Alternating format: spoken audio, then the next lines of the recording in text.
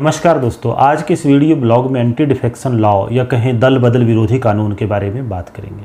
आखिरकार नैतिकता की और राजधर्म की दुहाई देने वाले देश में ऐसे क्यों हालात पैदा हो गए कि यहाँ एंटी डिफेक्शन लॉ या दल बदल विरोधी कानून बनाने की जरूरत पड़ी। ये कानून कब बना और इस कानून के प्रावधानों के तहत कौन व्यक्ति दल बदल नहीं कर सकते और किन परिस्थितियों में अगर दल बदल किया जा सकता है वो गैर कानूनी नहीं होगा। इन सब विषयों पर आज के इस वीडियो ब्लॉग में चर्चा करेंगे। आप सब जानते हैं कि राजस्थान में जो प्रकरण जो पॉलिटिकल टर्मोइल या राजनीतिक खलबली है उसके कारण एक बार फिर ये एंटी डिफेक्शन लॉ आज भी चर्चा में है। हम एक ऐसे राष्ट्र और समाज में रहते हैं जहां नैतिकता को सर्वोपरि माना जाता है, धर्म की दुहाई दी जाती है, लेकिन आखिरकार राजनीति में प्रवेश करने के बाद वही लोग जो धर्म और नैतिकता की बात करते हैं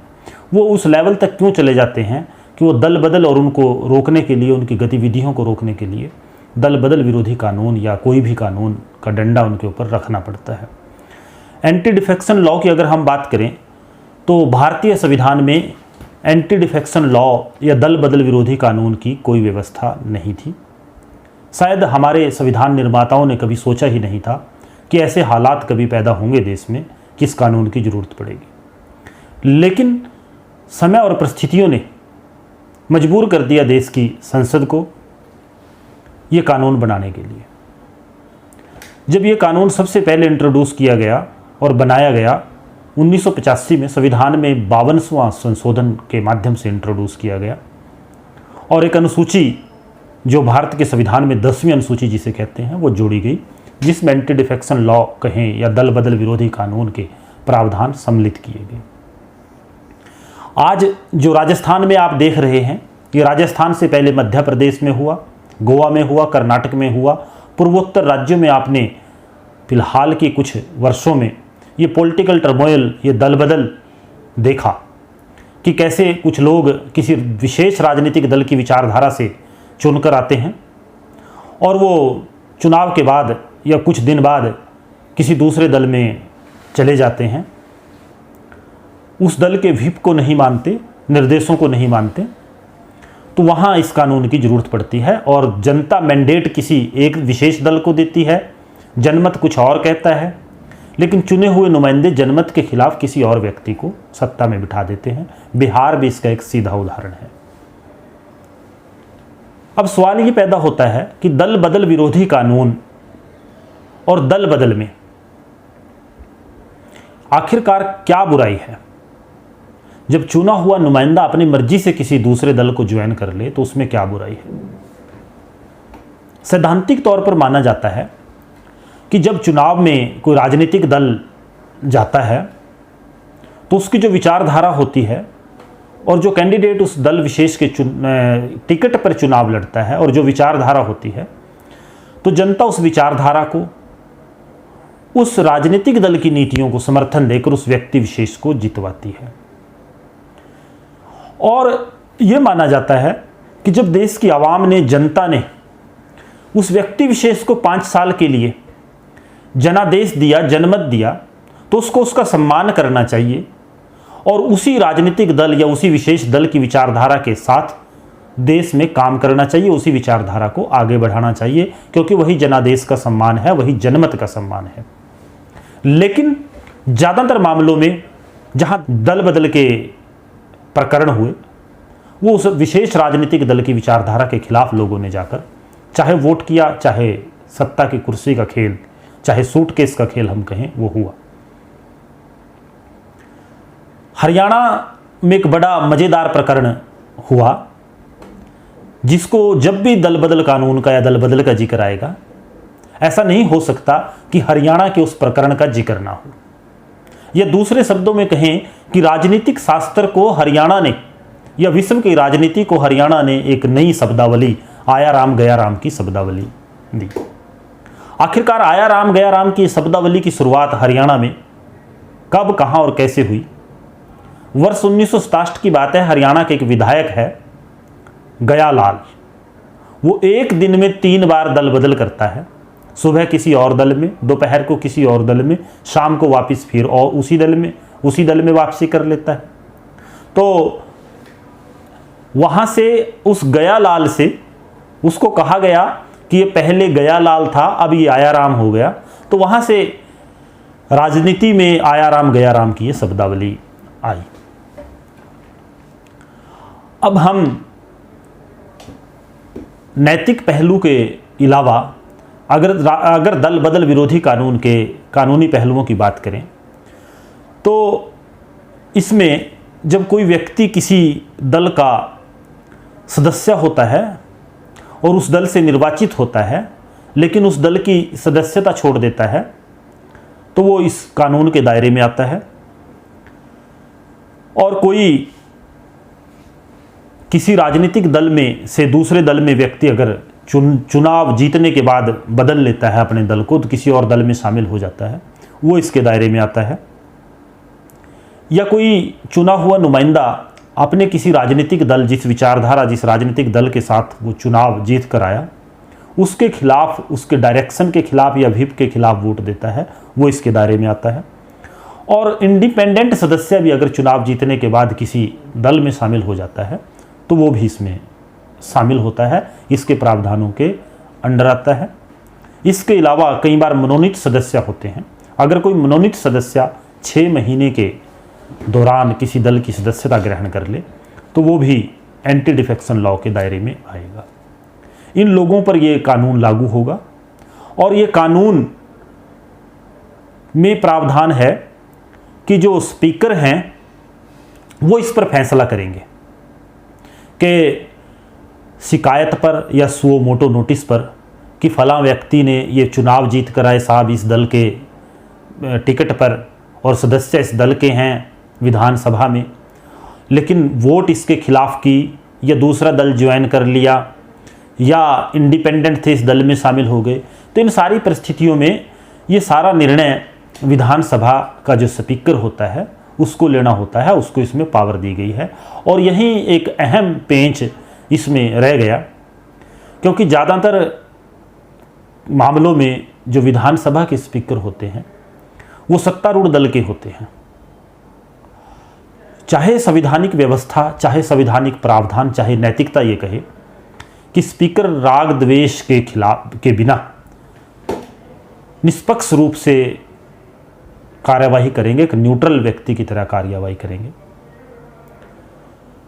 और क्वाजी जुडिशियल पावर या जब इस मामले की सुनवाई करते हैं तो वो उस समय भी निष्पक्षता से काम करेंगे। लेकिन ज़्यादातर मामलों में देखा गया है कि दल की बंदिशों को बहुत कम स्पीकर शायद तोड़ पाए हों। अब इसमें स्पीकर को के पास ही एंटी डिफेक्शन लॉ या दल बदल विरोधी कानून में अयोग्य घोषित करने की शक्तियां हैं। और इस कानून को पहले प्रावधान किया गया था जब ये कानून बनाया गया कि स्पीकर का फैसला एंटी डिफेक्शन लॉ के मामलों में, सदस्यता रद्द करने के मामलों में अंतिम फैसला होगा। लेकिन इसको देश के सर्वोच्च न्यायालय में चुनौती दी गई और सर्वोच्च न्यायालय ने कहा कि ये तो जुडिशरी की जो पावर्स हैं देखने की कि फैसला सही हुआ या नहीं हुआ, उसका एक तरह से उसको बैकडोर एंट्री के माध्यम से उसको ख़त्म करने का प्रयास है। अगर स्पीकर मैलाफाइडली और contrary to the provision of law काम करता है तो ऐसे मामलों में देश का जो सर्वोच्च न्यायालय है वो स्वतंत्र है और वो स्पीकर के फैसले की समीक्षा कर सकता है, जुडिशियल रिव्यू कर सकता है। अप्रत्यक्ष रूप से हम जुडिशियल रिव्यू के, यूँ तो जुडिशियल रिव्यू की भी व्यवस्था इंडियन कॉन्स्टिट्यूशन के प्रावधानों में नहीं है डायरेक्ट तौर पर जैसे अमेरिका जैसे देशों में है, लेकिन अप्रत्यक्ष रूप से उस पर किसी अलग वीडियो में चर्चा करेंगे कि कैसे फैसला दर फैसला सुप्रीम कोर्ट ने अप्रत्यक्ष रूप से जुडिशियल रिव्यू की पावर्स को एक्वायर किया, चाहे नाम बदल कर किया। तो सुप्रीम कोर्ट ने कहा कि ऐसा नहीं हो सकता कि स्पीकर मैलाफाइडली काम करे, कंट्रेरी टू द प्रोविजन काम करे और वो फेयर प्ले, फेयरनेस ना हो, तो सुप्रीम कोर्ट उस मामले में देख सकता है, उसकी सुनवाई कर सकता है, उसमें तथ्यों को, कानून को जांच सकता है। अब इस कानून में एक छोटी सी खिड़की, दरवाज़ा छोड़ दिया गया जिसका ज़्यादातर मामलों में फ़ायदा उठाया गया। वो क्या कि अगर किसी दल के 2/3 सदस्य किसी राजनीतिक दल के चाहें तो वो उस दल को छोड़ सकते हैं, नया दल बना सकते हैं। लेकिन 1991 में संशोधन के माध्यम से ये प्रावधान भी कर दिए गए कि जब किसी राजनीतिक दल के 2/3 सदस्य किसी राजनीतिक दल को छोड़ते हैं, वो दूसरे दल में दल का विलय कर सकते हैं या उसमें शामिल हो सकते हैं। जिसकी आलोचना ये कहकर हुई कि एंटी डिफेक्शन लॉ खुदरा में दल बदल को तो रोकता है, लेकिन अगर वही बल्क में हो तो उसके लिए ये छूट देता है, उसमें इस पर कोई पाबंदी नहीं है। आज की राजनीतिक परिस्थितियों में, आज के माहौल में कुछ लोग इस कानून के खिलाफ तर्क देते हैं। वो कहते हैं कि व्यक्ति स्वतंत्र है, विचारधाराएं बदलती रहती हैं, और कुछ एक दूसरे देशों जैसे फ्रांस जैसे देशों का उदाहरण देते हैं कि वहाँ ऐसी व्यवस्था नहीं है और वहाँ व्यक्ति दल के खिलाफ जाकर वोट कर सकता है या किसी दूसरे दल में सम्मिलित हो सकता है। लेकिन अगर पिछले कुछ वर्षों में जो हालात देश में हुए उनको गौर से देखा जाए, संवैधानिक व्यवस्था को देखा जाए और इस सब से परे हटकर राजनीतिक नैतिकता, धर्म और राजधर्म की बात करने वाले देश के संदर्भ में देखी जाए, दिनों दिन मानवता पर भारी पड़ते स्वार्थ की बात अगर देखी जाए, विचारधाराओं में विभिन्नता की अगर बात देखी जाए, तो दल बदल विरोधी कानून को और सख्ती से लागू करने की जरूरत है। इसमें जो प्रावधानों में 2/3 की छूट दी गई है कि 2/3 लोग अगर चाहें तो इसके दायरे में नहीं आएंगे, उनको भी एक बार पुनर्विचार करने की जरूरत है आज के बदले हुए परिवेश में। आज चाहे वो कर्नाटक, चाहे गोवा, मध्य प्रदेश और फिलहाल में राजस्थान में जहां भी दल बदल का प्रकरण हो रहा है, तो जिस राजनीतिक दल के हक में ये होता है वो दुहाई देते हैं कि आज जिनके साथ, या सीधे शब्दों में कहें कि अगर आज कांग्रेस के साथ दल बदल के कारण उसके सरकारें गिर रही हैं, तो उन्होंने पहले बहुत ऐसे मामले किए हैं। लेकिन यहाँ बेसिक सवाल ये उठता है कि जो लोग नैतिकता की दुहाई देते थे, पार्टी विद डिफरेंस का दम भरते थे और कहते थे कि हमें शुद्धता शुचिता की राजनीति लेकर आनी है, हम इनसे अलग हैं, आखिरकार जब सत्ता उनको मिली, ताकत उनको मिली, तो वो भी सत्ता के उन्हीं गलियारों में कुर्सी के लिए भटकते नजर आए, साम दाम दंड भेद या सूटकेस की राजनीति करते नजर आए, और उनका जो दम्भ था, उनका जो हम कहें पार्टी विद डिफरेंस नैतिकता, वो सब दिखावा था, चलावा था। अगर आवाम जनता चुनाव में किसी व्यक्ति को किसी राजनीतिक दल की विचारधारा के कारण या कहें उसके मैनिफेस्टो के माध्यम से उसको चुनाव जिताती है, मैंडेट देती है, जनादेश देती है, तो ये जरूरी है कि वो व्यक्ति जिन अगले 5 वर्षों के लिए जिस चुनाव घोषणा पत्र पर या जिस विचारधारा को जनता के बीच प्रचारित कर मैंडेट लेकर आया, जनादेश उसको मिला, उसके साथ बंधा रहे, उसके साथ उसका बंधा होना जरूरी है। अगर वो उस मैंडेट, उस विचारधारा के विपरीत जाना चाहता है तो उसको स्वतंत्रता होनी चाहिए, लेकिन इसमें ये जरूरी है कि वो एक बार फिर जनता के सामने जाए, आवाम के सामने जाए और कहे कि मैंडेट आपने मुझे पहली बार इस विचारधारा के लिए दिया था, लेकिन मैं अब दूसरों के साथ खड़ा हूँ, विपरीत विचारधारा के विपरीत जो चुनाव घोषणा पत्र है, जो वायदे हैं, रंग रूप चेहरा और परिस्थितियाँ वो जनता के सामने रखे और जनता फिर चाहे तो उसको नियुक्त कर दे। चुनाव जितवा दे। लेकिन आज की जो परिस्थितियां हैं, जो राजनीति में नैतिकता का अंत हो रहा है, इन हालातों में सीधे तौर पर न केवल एंटी डिफेक्शन लॉ के प्रावधानों को मजबूती से लागू किए जाने की जरूरत है, या लीगल सेंस में कहूं, this law need to be given sharp teeth, बल्कि राइट टू रिकॉल के ऊपर भी आज विचार करने की जरूरत है। जब मैं हरियाणा का विशेष जिक्र करूंगा,